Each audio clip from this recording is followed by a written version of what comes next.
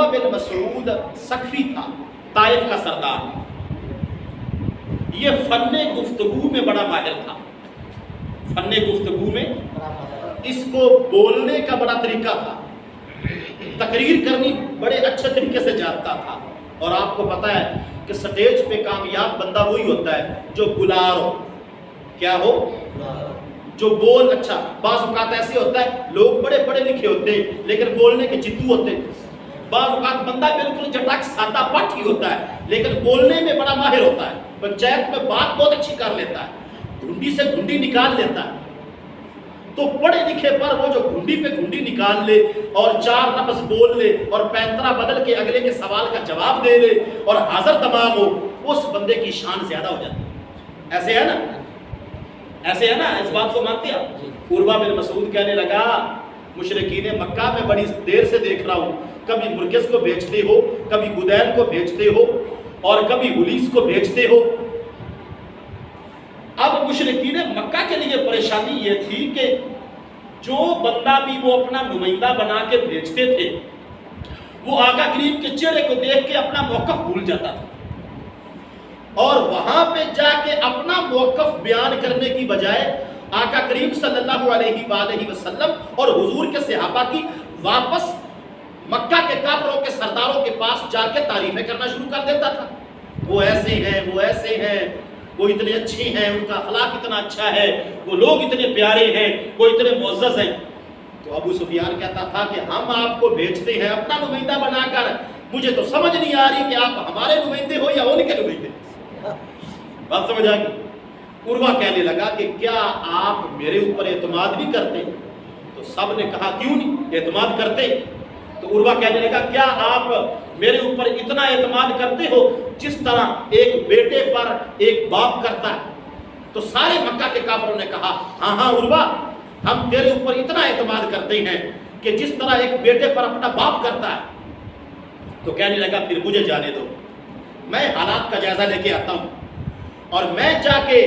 روب والی تقریر کروں گا۔ میں نے حبشہ کے دربار میں تقریر کی، میں نے روما کے دربار میں تقریر کی، بڑی بڑی ریاستوں کے بادشاہوں کے سامنے میں نے تقریریں کی ہیں، میں بولا ہوں، مجھے بولنے کا فن ہے، ڈھنگ ہے، تو میں اٹکوں گا نہیں، میں تمہارا نمائندہ بن کے رہوں گا۔ ادھر عروہ یہ دعوے کر رہا تھا اور مشرکین مکہ نے بھی اس کی بات کو اس لیے مانا کہ بندہ بلار ہے، بندہ پنچایت دا ہے، بندہ گل کر لیندا ہے، تے اینیاں وڈیاں سلطنتاں اوتھے اے ساڈا نمائندہ بن کے گیا ہویا۔ وہ راضی ہو گئے۔ رب ذوالجلال نے جس وقت اے عروہ بن مسعود دے دعوے سنے، جبریل نو حکم دیتا، جبریل بھی تو آئی کر بھی حدیبیہ دے مقام تے میرے محبوب دے کول جا تے اے عروہ جڑا اینا بڑا دعویٰ کر کے آ رہا ہے اونی دیر تک واپس نہ جاوے جتنی دیر تک میرے بھائی محمد دا غلام نہ بن جائے۔ ہن سارے مشرکین مکہ نے 5 سفارتاں واپس ہو گئی، 5 سفارتاں دے نال کوئی معاملہ طے نہ ہو سکیا۔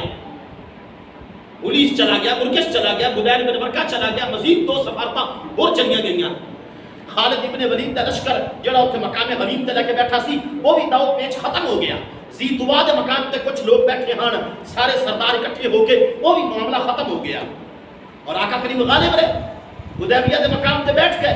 انتظار کر رہے۔ عروہ بن مسعود جس وقت آیا بڑے جلال تے بڑے روب تے بڑے شاہانہ انداز نال آقا کریم صلی اللہ علیہ وآلہ وسلم کے صحابہ اس وقت وضو فرما رہے تھے، نماز کا وقت تھا، اور جس وقت وہ وضو فرما رہے تھے تو وہاں پہ ایک تاریخی گفتگو جو حدیث نمبر 2731 ہے، کتاب الشرائط کے اندر بخاری شریف کی جلد نمبر 2 صفحہ نمبر 43 پہ یہ بڑی لمبی چوڑی حدیث ہے، لیکن اس کا کچھ حصہ میں آپ کی خدمت میں پیش کرتا ہوں۔ جو عروہ بن مسعود سقفی نمائندہ بن کے آیا مشرکین مکہ کی طرف سے آقا کریم کے پاس حدیبیہ کے مقام پہ،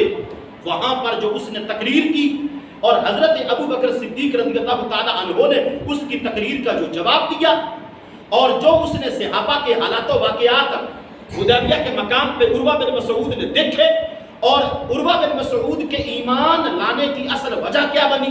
ان چیزوں کو بخاری شریف سے بیان کرتا ہوں، خدا کی قسم آج بھی انسان کے رونگٹے کھڑے ہو جاتے ہیں کہ صحابہ نے آقا کریم کے ساتھ پیار جو کیا ہے اس کے مقابلے میں امت 1% بھی پیار نہیں کر سکتی۔ بخاری شریف میں آتا ہے کہ عروہ جو تھا وہ کہنے لگا کہ اے محمد بن عبداللہ، مخاطب کیا اس نے، کہنے لگا کہ تم سے یہ الفاظ میں تھوڑا سا بڑا سوچ سمجھ کے بولوں گا، کہیں کوئی گستاخی کا پہلو زبان سے نہ نکل جائے۔ کہنے لگا کہ تم یہ اچھا نہیں کر رہے، میں اس طرح کر کے الفاظ استعمال کرتا ہوں، ویسے الفاظ اور لکھے ہوں، تم یہ اچھا نہیں کر رہے،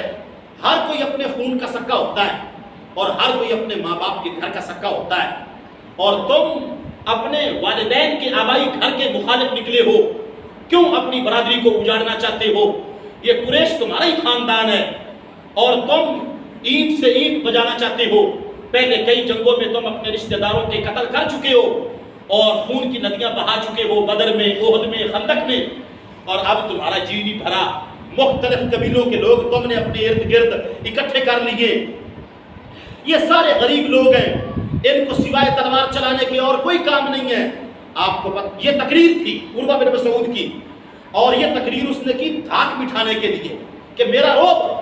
صحابہ پر کیا ہو جائے، طاری ہو جائے۔ کہنے لگا اے محمد بن عبداللہ صلی اللہ علیہ وآلہ وسلم، تم نے یہ غریب طبقہ اکٹھا کیا ہوا ہے اور یہ آپ کی بات کو فالو کرتا ہے، اور پہلے باہر کے میدانوں میں تم لڑائی کرتے تھے، اب تم اپنے والدین اور اپنے آباء و اجداد کے گھر میں داخل ہو کے خون بہانا چاہتے ہو۔ جس وقت یہ بات کی نا تو آقا کریم صلی اللہ علیہ وآلہ وسلم خاموش عروہ بن مسعود ثقفی کی تقریر سنتے رہے، اور تاریخی جملہ ایک ہی جملہ بولا۔ اس وقت حضرت ابو بکر صدیق رضی اللہ تعالیٰ عنہ نے آقا کریم صلی اللہ علیہ وآلہ وسلم کی طرف سے، بخاری شریف میں آتا ہے کہ حضرت ابو بکر صدیق نے فرمایا، اے لات دیوی کی شرمگاہ کو چوسنے والے، اے لات دیوی کی شرمگاہ کو چوسنے والے، کیا تم نے یہ سمجھا ہے کہ ہم نبی کریم صلی اللہ علیہ وآلہ وسلم کو مشکل وقت میں تنہا چھوڑ کر بھاگ جائیں گے؟ یہ حضرت ابو بکر صدیق نے جواب دیا عروہ کو، جو مشرکین مکہ کی طرف سے نمائندہ بن کے آیا، وہ جو اپنی تقریر کے الفاظ جھاڑ رہا تھا۔ اچھا دھیان کریں، یہ حدیث ساری سننی۔ حضرت ابو بکر صدیق کہنے لگے کہ کیا تم یہ سمجھتے ہو کہ ہم آقا کریم صلی اللہ علیہ وآلہ وسلم کو چھوڑ کر بھاگ جائیں گے؟ تو آگے سے عروہ کہنے لگا آقا کریم صلی اللہ علیہ وآلہ وسلم سے کہ یہ کون ہے؟ یہ جو میرے سوال کا جواب دے رہا ہے، میری تقریر کا جواب دے رہا ہے، یہ کون ہے؟ تو آقا کریم صلی اللہ علیہ وآلہ وسلم نے فرمایا، بھول گئے ہو جس نے تیری دیت کے اونٹ پورے کیے تھے، یہ قحافہ کا بیٹا ابو بکر صدیق ہے۔ بتائیے واقعہ کیا تھا کہ عروہ سے ہو گئے تھے کچھ قتل، تو قصاص کے لیے اس پر دیت آ گئی تھی، اور دیت ادا کرنے کے لیے عروہ کے پاس اونٹ نہیں تھے، تو اس نے اپنی برادری کو بولا کہ میری مدد کرو تاکہ خون کے بدلے کے طور پہ دیت دی جا سکے۔ اس وقت آخری 10 اونٹ اس کو برادری والوں نے نہیں دیے تھے، حضرت ابو بکر صدیق رضی اللہ تعالیٰ عنہ نے دیے تھے۔ وہ بات کی آقا کریم صلی اللہ علیہ وآلہ وسلم نے، عروہ یہ قحافہ کا بیٹا ہے، ابو بکر صدیق اس کا نام ہے، اور اگر نہیں یاد آ رہا جنہیں اب بندہ ڈیرے کھلو کے کرنا کرتا ہے، اگر تینوں کو نہیں گالی یاد آ رہی کہ اے وہ ہی کہ جن نے تیرے اتے دیت آئی ہے تے تینوں کسے برادری والے منہ نہ آیا تے انہیں تینوں دعوت دیتے نا۔ گل سمجھ آئی؟ بیت تیرے اتے وہ تو عروہ چپ ہو گیا، آندا جے تیرا میرے اتے احسان نہ ہو گیا نا تے میں تینوں تیرے سوال دا، تیری گفتگو دا جواب ضرور دے وہاں۔ اچھا آگے ہن جدوں آقا کریم صلی اللہ علیہ وآلہ وسلم کا جڑا خصوصی گارڈ تھا مغیرہ ابن شعبہ، یہ سیکورٹی گارڈ تھا آقا کریم صلی اللہ علیہ وآلہ وسلم کے، تو یہ کھڑے تھے آقا کریم کی پشت مبارک پر تلوار لے کے۔ تو جو عروہ تھا، عرب کا یہ قانون تھا کہ جب کسی بندے کو بتانا ہوتا تھا، کسی بندے کو اپنی بات پہ قائل کرنا ہوتا تھا، یا کسی بندے کے ساتھ منت سماجت کہ تم یہ میری بات مان جاؤ، نہ ایسا نہ کرو، چھوڑو ایسا نہ کرو، کسی کو منانا بتانا، تو عرب لوگ کیا کرتے تھے کہ داڑھی پہ ہاتھ مارتے تھے کہ میں اگلے بندے سے بات کرتے کرتے داڑھی پہ ہاتھ مارتے تھے۔ اس کا مطلب یہ ہوتا تھا کہ میں منت کر رہا ہوں، جی میں آپ گال کرتے کرتے تھا کھاڑی بہت لانے بھی نہیں یار جلدی کر نہیں کرتے۔ عروہ بن مسعود آقا کریم صلی اللہ علیہ وآلہ وسلم کو عرب رواج کے مطابق حضرت ابو بکر صدیق رضی اللہ تعالی عنہ کے جواب دینے کے بعد ڈھیلا پڑ گیا، روب اس کا ختم ہو گیا، جو تقریر کے اندر اس کی جھاگ تھی وہ ساری ختم ہو گئی، تو اب وہ بنتوں پہ آ گیا، کہنے لگا نہیں آپ ہمارے پرانے رشتہ دار ہیں، پرانے علاقے والے ہیں، اور آقا کریم کی کھاڑی مبارک، آقا کریم کی داڑھی مبارک کو ہاتھ لگانے لگا، ابھی ہاتھ لگا نہیں، جو آقا کریم کا سپیشل گارڈ کھڑا تھا مغیرہ ابن شعبہ، اس نے تلوار کا دستہ عروہ بن مسعود کے ہاتھ پر مار کے کہا ہم یہ کبھی برداشت نہیں کرتے، تم ناپاک ہو، ہمارے نبی پاک ہے، تو ہمارے پاک نبی کی پاک داڑھی پر اور پاک کھاڑی مبارک پر تم اپنا ہاتھ لگا رہے ہو، اگر دوبارہ ہاتھ آگے کیا تو گردن اڑا کے تیری رکھ دوں گا۔ اس وقت سمجھ آ گئی عروہ کو کہ جو اپنے نبی کے ایک بال کو ہاتھ بھی لگانے دیتے وہ پورے نبی کو کیسے ہاتھ لگانے دیں گے۔ واپس گیا۔ اب قریش کو بڑا مان تھا کہ عروہ کسی سے ملوم نہیں ہوتا، قریش کو بڑا مان تھا کہ یہ بڑا فن گفتگو کا ماہر ہے، تقریر بہت اچھی کر دیتا، منت سماجت بہت اچھی کر دیتا، یہ پنچایت میں فیصلہ کرنے میں بڑا ماہر ہے، اگلی پارٹی کو برگلا لیتا ہے، اپنی باتوں کی جال میں پھنسا لیتا ہے اور سہر پیدا کر دیتا ہے، کوئی اس کے سامنے بول نہیں سکتا۔ تو جس کو سب سے تگڑا سمجھ رہے تھے وہ سب سے پلپڑا نکلا، جاتے ہوئے کہنے لگا اے قریش مکہ میں کارگزاری بات میں سناؤں گا، اتنا تمہیں کہتا ہوں، یہ بخاری شریف کے الفاظ ہے، کہتا ہے یہ الفاظ جو حدیث میں آئے، جو اس نے حال بیان کیا، میں بادشاہوں کے پاس گیا ہوں، یہ عروہ کہہ رہا، اور میں کیسر و کسرا اور نجاشی کے پاس گیا ہوں، میں نے ہرگز نہیں دیکھا کسی بادشاہ کے اصحاب